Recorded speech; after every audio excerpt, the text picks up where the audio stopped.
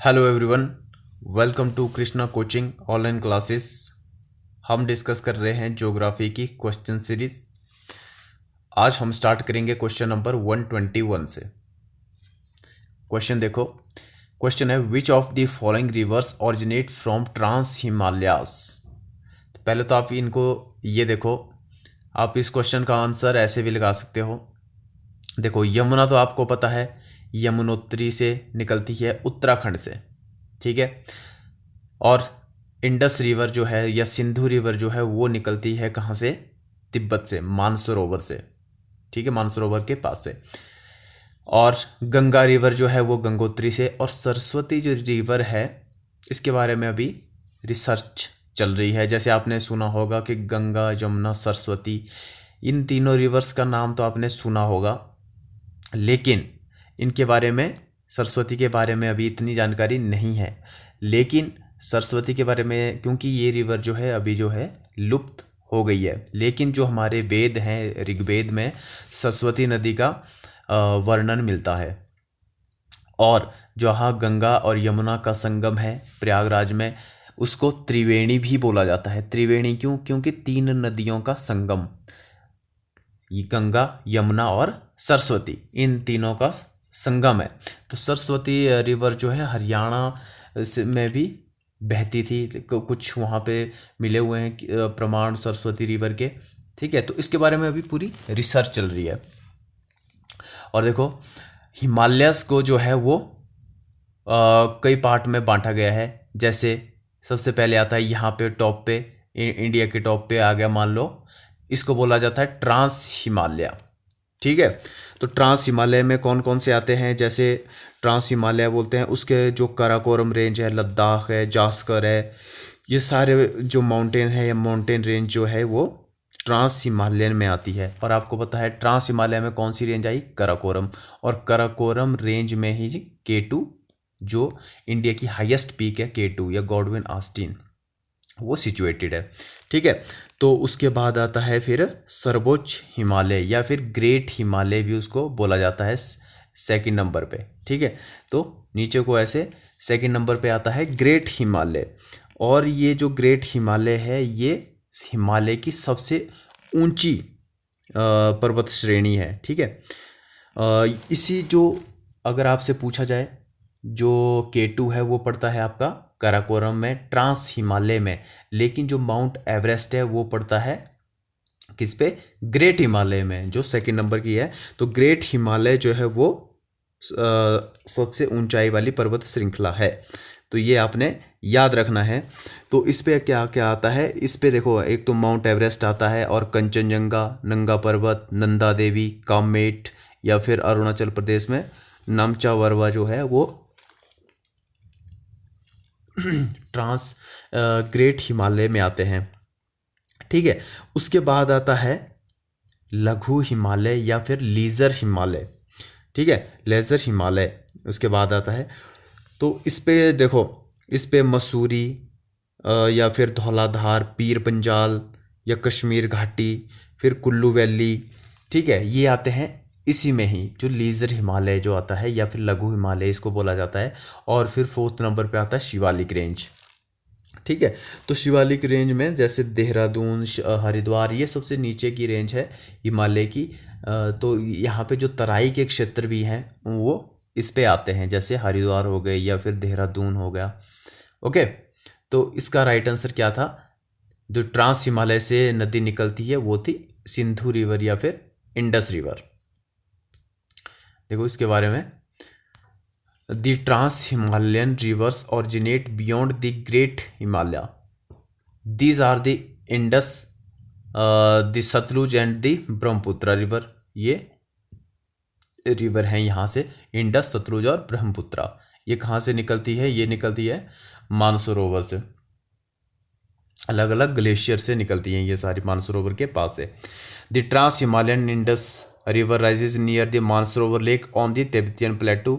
It enter the Himalayan in south east Ladakh near its confluence with the river Gurtang at the elevation of 4200 metre, ठीक है। Next question पे चलते हैं।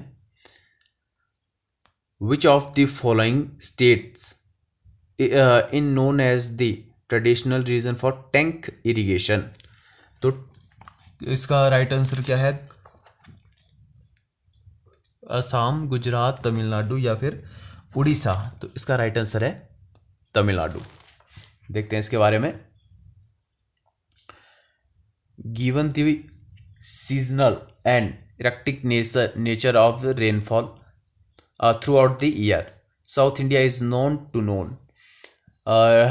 to use tank irrigation as time-tested technology for shortening rainfall and runoff in number of uses. Crop irrigation के लिए ground water recharge, domestic use या फिर cattle watering. देखो जो टैंक इरिगेशन से की जाती है, जैसे वहाँ पे जो टैंक बनाए जाते हैं, बारिश का पानी स्टोर किया जाता है और उसी का ही यूज़ फिर अलग अलग तरह की फसलों के लिए किया जाता है। ठीक है, तो इस पे जो है तमिलनाडु में 30% तक होती है tank irrigation. There exist approximately 39,000 irrigation tanks of various size in Tamil Nadu में है। ठीक है, तो ये रेन हार्वेस्टिंग के लिए बहुत अच्छी चीज़ है। टैंक बना के बारिश का पानी उन पर स्टोर किया जाता है और उसके बाद फिर क्रॉप्स को ये दिया जाता है या फिर अदर यूज़ के लिए भी ये काम आता है। नेक्स्ट क्वेश्चन है, which state of India has made rain water harvesting compulsory for all houses. तो अभी हमने पढ़ा रेन हार्वेस्टिंग के मामले में तमिलनाडु जो है वो टॉप पे आता है। तो तमिलनाडु ने ये कंपल्सरी कर रखा है। ठीक है, तो देखो rain water harvesting has been made compulsory for every building in Tamil Nadu to avoid ground water depletion. Since the implementation, Chennai saw a 50% rise in water level in 5 years and the water quality significantly improved. ठीक है, तो चेन्नई में जो है इतना percent जो है rise हुआ वाटर का लेवल। तो rain water harvesting is the accumulation and deposition of rain water for reuse on site. ठीक है, तो रेन वाटर हार्वेस्टिंग से देखो जो समुद्र जो इसका ग्राउंड वाटर का लेवल जो होता है वो भी इंक्रीज होता है। ठीक है, नेक्स्ट क्वेश्चन पे चलते हैं। देखो, on which river is the Tehri dam built. तो इसको हम बहुत बार डिस्कस कर चुके हैं, आपको इसका आंसर आई होप पता होगा। अलकनंदा, भागीरथी, गंगा या फिर हुगली। तो इसका राइट आंसर है भागीरथी। ठीक है, तो टिहरी जो डैम है वो भागीरथी रिवर पे है। कहाँ पे है ये? उत्तराखंड में है। अलकनंदा कहाँ से निकलती है? सतुपंथ ग्लेशियर से निकलती है, बद्रीनाथ इसके किनारे पर सिचुएटेड है। और भागीरथी और अलकनंदा कहाँ पे मिलती है? वो देवप्रयाग में मिलती है। ठीक है, और वहीं से आगे फिर इसको क्या बोला जाता है? गंगा। हुगली रिवर ये वेस्ट बंगाल की एक मेजर रिवर है। तो देखो, The Tihri Dam is a multi-purpose rock and earth-fill embankment dam on the Bhagirathi River near Tihri in Uttarakhand में। It is the tallest dam in India. It is the primary dam of THDC India Limited and the Tehri Hydroelectric Complex। Next question पे आओ। जोग fall in Karnataka is located on which river? तो इसके बारे में भी आपको पता होगा। पहले तो आपको ये पता होना चाहिए कि जोग फॉल जो है कहाँ पे है? कर्नाटका में, जिसको जोग या गरसोंपा वाटरफॉल भी बोला जाता है। तो ये कहाँ पे लोकेटेड है? ये है कर्नाटका में। ठीक है, और कौन सी रिवर पे है ये है सारावती रिवर पे। ठीक है, option number 3 Sharavati river. Kaveri river आपको पता है ये भी कर्नाटका से ही इसका ओरिजिन होता है और बे ऑफ बंगाल में ये गिरती है। गोदावरी और कृष्णा रिवर जो है वो महाराष्ट्र से निकलती है, महाबलेश्वर से, और बे ऑफ बंगाल में गिरती है। तो देखो, जोग fall is created by Sharavati river. ठीक है, तो बस यहाँ पे ये याद होना चाहिए। और है कहाँ पे? ये कर्नाटका में है। Making the second highest plunge waterfall. तो देखो, वाटरफॉल के भी कई टाइप होते हैं, ये प्लंज वाटरफॉल की बात हो रही है in India after the Nohkalikai waterfall. कहाँ पे है ये मेघालय में है। ठीक है, तो इतना आपने याद रखना है। और उसके बाद चलते हैं नेक्स्ट क्वेश्चन पे। The Siachen glacier melting waters are the main source of which of the following rivers. तो वो ब्यास, सतलुज, श्योक या फिर नुब्रा। तो इसका राइट आंसर है नुब्रा। एक चीज़ तो आपने याद रखनी है, एक तो इसका आंसर हो गया नुब्रा, और दूसरा है कि नुब्रा वैली कहाँ पे सिचुएटेड है, तो वो है J&K में। ठीक है। श्योक रिवर इंडस की एक सहायक रिवर है, ट्रिब्यूटरी है, ये भी J&K में। सतलुज रिवर जो है आपको पता है मानसरोवर में इसका ओरिजिन होता है, और उसके बाद ये हिमाचल प्रदेश में सबसे पहले ये एंटर करती है। और ब्यास रिवर जो है हिमाचल प्रदेश के रोहतांग जो दर्रा है वहाँ से ये निकलती है। ठीक है। तो देखो, the Nubra river is a tributary of river Shyok that originate from the Rimo glacier on the tanks of Siachen glacier. तो ये जो है श्योक रिवर की ट्रिब्यूटरी है नुब्रा रिवर, तो ये भी आपने याद रखना है। It flows through the Nubra valley in the northern part of Ladakh and then join the Indus river in Skardu, Pakistan में ये इसको ज्वाइन करती है। नेक्स्ट क्वेश्चन पे चलते हैं। The name the longest lake in India. Pangong Tso पूरा नाम है इसका, पगांग लेक का पगांगसो, TSO बोला जाता है, पगांगसो लेक। तो ये लेक कहाँ पे है, ये है लद्दाख में। ठीक है। पुलिकट लेक ये कहाँ पे है, ये है तमिलनाडु और आंध्र प्रदेश के बॉर्डर पे पड़ती है पुलिकट लेक। ठीक है। ये सेकंड लार्जेस्ट खारे पानी की झील है या सेकंड लार्जेस्ट लेगून लेक है। सबसे लंबी या सबसे बड़ी जो लेगून लेक है वो कौन सी है, वो है चिल्का लेक। कोलेरू लेक कहाँ पे है, आंध्र प्रदेश में, ये फ्रेश वाटर की लेक है। और बेमनाथ लेक जो है ये है कहाँ पे, केरला में। तो ये है सबसे लॉन्गेस्ट लेक। ओके। तो इतना आपने इन सब के बारे में याद रखना है। देखो, Vembanad lake of Kerala is the longest lake in India, ये आपने याद रखना है। और दूसरी चीज इस पे क्या याद रखनी है, ये रखनी है कि the Nehru trophy boat race is conducted in the portion of the lake. ये मेन क्वेश्चन है कि नेहरू ट्रॉफी जो है बोट रेस की, ये इसी रिवर पे कंडक्ट की जाती है। तो ये एग्जाम में पूछा जाता है ये वाला क्वेश्चन। ठीक है। तो इस लेक में कौन सी ट्रॉफी होती है, ये बोट रेस की ट्रॉफी होती है, और उसका नाम क्या है, उसका नाम है नेहरू ट्रॉफी। नेक्स्ट क्वेश्चन पे चलते हैं। Which of the following are alternative name of for the river Brahmaputra. Yamuna तो है नहीं, आपको पता है, यमुना वाला ऑप्शन ये भी कट हो गया, ये भी कट हो गया। और नेक्स्ट पे चलते हैं। जमुना ठीक है, शियांग ये भी ठीक है, यारलुंग ये भी ठीक है, जांगबो ठीक है, सांगपो।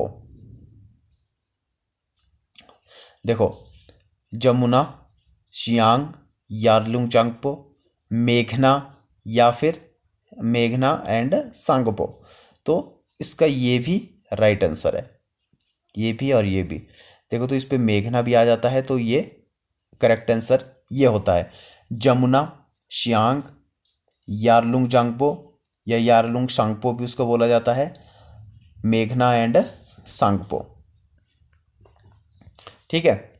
तो यहाँ पे देखते हैं। The Brahmaputra goes by a number for names during the journey for the Angsi glacier. इतना आपने याद रखना है कि नर्मदा जो है, ये सॉरी, ब्रह्मपुत्रा रिवर जो है वो आंगसी ग्लेशियर से निकलती है। और दूसरा मैंने बताया था, अगर ऑप्शन में चमाईडोंग भी होता है तो वो भी उसका राइट आंसर होगा, क्योंकि कुछ बुक्स में वो भी लिखा हुआ है। इन दी हिमालयास टू दी सी, और बे ऑफ बंगाल में ये जा गिरती है। और ये जब अरुणाचल प्रदेश में पहुंचती है तो उसको देहांग या फिर सियांग इसको बोला जाता है। और सांगपो इसको कहाँ बोला जाता है, तिब्बत में इसको बोला जाता है। और उसके बाद ये एंटर करती है बांग्लादेश में, जमुना इसको बोला जाता है। और ये जब डेल्टा बनाती है तो ये गंगा के साथ जब मिलती है तो इसको पद्मा बोला जाता है। और जब ये डेल्टा बनाती है तो मेघना इसको बोला जाता है। नेक्स्ट क्वेश्चन पे आओ। विच of the largest peninsular river in India? Krishna, Godavari, Kaveri या फिर महानदी? कौन सी रिवर है?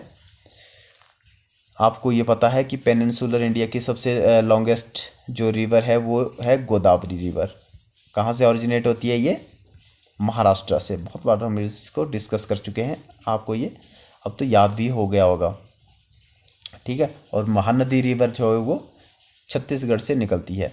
In the term of length, catchment area and discharge, the Godavari river is the largest in peninsular India. It is the total, अगर देखो सबसे longest river कौन सी है? यमुना है। और उसके बाद जो लॉन्गेस्ट रिवर की बात आती है तो वो है Godavari. Longest river in India after the Ganga. Okay, तो ये आपने याद रखना है। इसको क्या बोला जाता है? दक्षिण गंगा भी बोला जाता है गोदावरी रिवर को। और क्या बोला जाता है इसको? वृद्ध गंगा भी बोला जाता है, ठीक है, या बूढ़ी गंगा भी इसको बोला जाता है गोदावरी रिवर को। नेक्स्ट क्वेश्चन पे चलते हैं। इफ हवांग हो is the sorrow of China, which river is sorrow of Bihar? ठीक है, तो इस क्वेश्चन में एक आपका क्वेश्चन भी सॉल्व हो गया। देखो, हुआंग हो जो रिवर है चाइना की, उसको बोला जाता है सौरो ऑफ चाइना, ठीक है। तो ये आपने याद रखना कि सौरो ऑफ चाइना किस रिवर को बोला जाता है? वो बोला जाता है हुआंग हो को। सौरो ऑफ बिहार किसको बोला जाता है? कोसी रिवर को। सौरो ऑफ वेस्ट बंगाल किसको बोला जाता है? दामोदर रिवर को। तो इतना आपने याद रखना है इसके बारे में, क्योंकि ये क्वेश्चन रिपीट होते रहते हैं मैक्सिमम टाइम एग्जाम में। तो Kosi river is known as the sorrow of Bihar. It leads to annual floods that affect about 21,000 kilometre square to fertilise agriculture land, ठीक है। तो बहुत ज़्यादा इफेक्ट होता था कोसी रिवर का, और उसके बाद फिर इस पर बहुत सारे डैम्स भी बने ताकि ये इस फ्लड को कंट्रोल किया जा सके, ठीक है। तो मैक्सिमम टाइम जो रिवर्स होती हैं अपने साथ, आपको पता है, बहुत सारी सिल्ट वगैरह इकट्ठा करके लाती है, और लोगों के घरों पे या फिर जो एग्रीकल्चरल लैंड है उस पे अगर वो नदी बह जाती है तो वो जो उन्होंने सिल्ट लाई होती है, गाद लाई होती है, वो पूरी बिछा देते हैं उस पर, और पूरी की पूरी जो भूमि होती है उसको ख़राब कर देती है, जो कृषि वाली भूमि जो होती है। ओके, चलिए नेक्स्ट वीडियो में अब मिलते हैं।